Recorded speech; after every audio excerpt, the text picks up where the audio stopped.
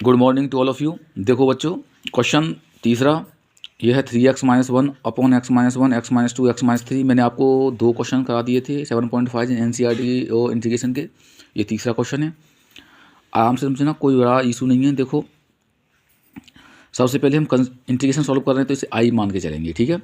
Late consider कर लिया i is equal to 3x-1 upon x-1 x-2 और x-3 dx। इसे हम किसी प्रकार से सॉल्व नहीं कर सकते टीवी मान के, तो हमारे पास एक ही ऑप्शन रहता है पार्शियल फ्रैक्शन। तो पार्शियल फ्रैक्शन ब्रेक कर दो इसे। 3x-1 upon x-1 x-2 x-3 a upon x-1 आता है plus b upon x-2 plus c upon x-3। अब क्या करेंगे, इसका तीनों का लेंगे LCM. x-1 x-2 x-3 LCM लिया। एलसीएम लेने के बाद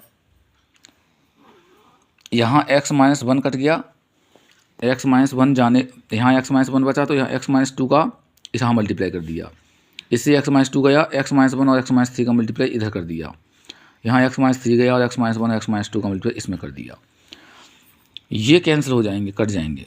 यहाँ बचेगा 3x-1 और यहाँ देखो इसका ब्रैकेट का इस ब्रैकेट का मल्टीप्लाई करेंगे तो ये मिलेगा आपको x²। इसका इसमें करेंगे माइनस के 3x, इसका इसमें माइनस के 2x, माइनस माइनस प्लस 6 हो जाएगा। b है हमारे पास, इन दोनों ब्रैकेट को करेंगे तो ये x² माइनस के 3x माइनस के 1x माइनस माइनस प्लस 3 ये आ गया। प्लस c है ही हमारे पास, इसका इसमें करेंगे x² माइनस के 2x माइनस के 1x प्लस 2 हो जाएगा, माइनस माइनस प्लस 2 हो जाएगा। अब देखो इन दोनों को ऐड किया माइनस के 5x, इन दोनों को ऐड किया माइनस के 4x, इन दोनों को ऐड किया माइनस के 3x। बाकी सेम, इधर तो सेम रहेगा। अब a का मल्टीप्लाई इसमें करेंगे तो ax² माइनस के 5x प्लस 6 इसका इसमें करेंगे तो bx² माइनस के 4bx प्लस 3b और इसका इसमें करेंगे तो हो जाएगा cx² माइनस के 3x प्लस 2c। x² का यहाँ कोफिशिएंट a है, यहाँ x² कोफिशिएंट b है और यहाँ x² कोफिशिएंट c है। यहाँ x निकाल लेना, जहाँ x को निकाल लेना, जहाँ जहाँ x है यहाँ x है, यहाँ x है और देखो यहाँ x है। यहाँ माइनस के 5a, यहाँ माइनस के 4b, माइनस के 3c कांस्टेंट, यहाँ 6a है, यहाँ 3b है और यहाँ 2c है। अब क्या करेंगे, कंपेयरिंग बोथ ऑफ साइड, यानी कंपेरिजन करेंगे कि x² इधर है तो इधर x² नहीं है तो 0। यहाँ माइनस के 5a, यहाँ x का मतलब कोफिशिएंट ये है और यहाँ x का कोफिशिएंट 3 है और यहाँ constant 3a 6a plus 3b plus 2c है और यहाँ कांस्टेंट -1 है। तो इसका कंपेरिजन करने के बाद हमें ये मिलेगा। देखो a plus b plus c 0 हो गया, माइनस के 5a माइनस के 4b माइनस के 3c हुआ 3 हो गया और 6a plus 3b plus 2c -1 हो गया। इन तीनों को equation number first second third नाम दिया। अब देखो हमारा, अब यहाँ से ABC कैसे सॉल्व करेंगे, इन दोनों को सॉल्व कर लेते हैं पहले। और यहाँ माइनस का 3c है, इसमें हमने 3 का मल्टीप्लाई किया इक्वेशन फर्स्ट में और इसमें हमने 1 का मल्टीप्लाई किया। जब इसमें 3 का मल्टीप्लाई करेंगे हो जाएगा 3a plus 3b plus 3c equal to 0। Equation number 4 नाम दे देना। जब 1 का करेंगे तो माइनस के 5a माइनस के 4b माइनस के 3c equal to 3, equation number 5 नाम दे देना। जब इन दोनों को ऐड करेंगे, ऐड करने पर ये प्लस माइनस कट जाएंगे और माइनस के 5a प्लस के 3a माइनस के 2a बचेगा और माइनस के 4b प्लस के 3b माइनस के b बचेगा और 3 और 0 को ऐड करेंगे तो 3 बचेगा। इसे इक्वेशन नंबर नाम दे देना 6। अगेन हमने इक्वेशन नंबर फर्स्ट को और इक्वेशन नंबर थर्ड को लिया। यहाँ 2c है, यहाँ 2c लाने के लिए इसमें 2 का मल्टीप्लाई करना पड़ेगा। मैंने लिख दिया है now equation first multiply by 2 and equation third multiply by 1। यहाँ 1 का ही मल्टीप्लाई करने पड़ेगा, 2 1 जा 2।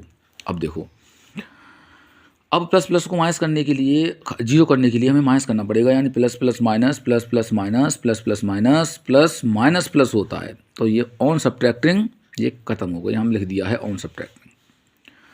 अब माइनस के 6 से प्लस के 2 गया तो माइनस के 4 बचा, माइनस के 3 में से प्लस का 2 भी गया तो माइनस के b बचा और देखो ये प्लस का ये प्लस का तो प्लस का 1 बचा। हमने माइनस कॉमन ले लिया इसमें से, तो ब्रैकेट में 4a plus b is equal to 1 और माइनस इधर ट्रांसफर कर दिया तो 4a plus b is equal to minus के 1 और इसी नाम दे दिया इक्वेशन नंबर 9। अब देखो, अब इस वाली इक्वेशन को और इस वाली इक्वेशन में 2 वेरिएबल हैं a और b, यहाँ भी 2 हैं a और b। हमने क्या किया, दोनों इक्वेशन को ले लिया now from equation number 6 and equation number 9।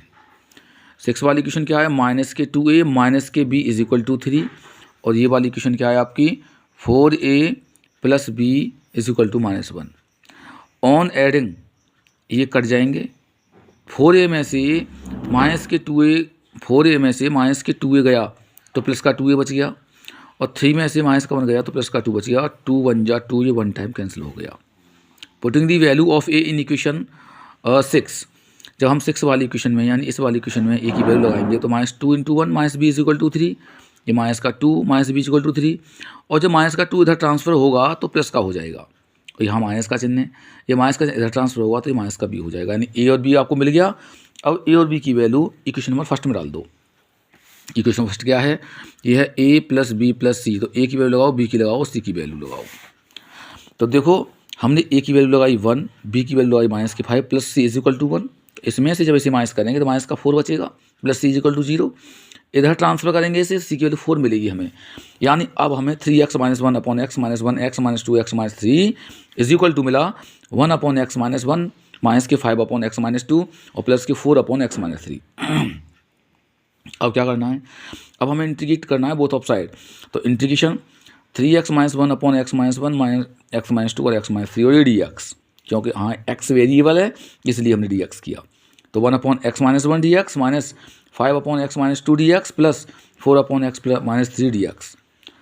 तो देखो ये वेरिएबल x - 1 है, इसे हम x कंसीडर कर लेंगे, मान लेंगे कि ये x है, ठीक है, और जिसको हम x मानते हैं उसका अगेन डेरिवेटिव करना होता है।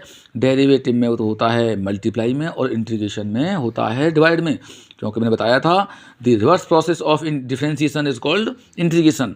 टोटल रिवर्स प्रोसेस चलेगी इसमें, उसमें मल्टीप्लाई हुआ तो उसमें डिवाइड होगा, उसमें प्लस हुआ तो उसमें माइनस होगा, टोटल।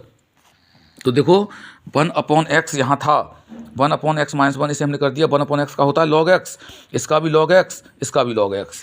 तो देखो मैंने यहाँ शो किया है log x, क्या ये रियल में x था? नहीं, इसका डिवाइड में अगेन डेरिवेटिव किया x - 1, माइनस के 5 ये भी log x, क्या ये वास्तव में x था? नहीं था, इसलिए डेरिवेटिव किया।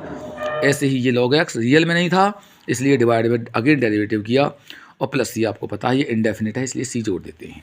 अब देखो log x - 1 अपॉन x का होता है 1 और कांस्टेंट का होता है 0, -5 log x - 2, x का 1 कांस्टेंट का 0 और 4 log x - 3 और 1 - 0 प्लस c। देखो 1 का डिवाइड देने पर कोई फैक्ट नहीं पड़ेगा, 1 का डिवाइड देने पर कोई फैक्ट नहीं पड़ेगा, और 4 में 1 का डिवाइड देने पर कोई फैक्ट नहीं पड़ेगा, और आपका ये प्लस c यही आपका आंसर है। ठीक है, thank you all of you.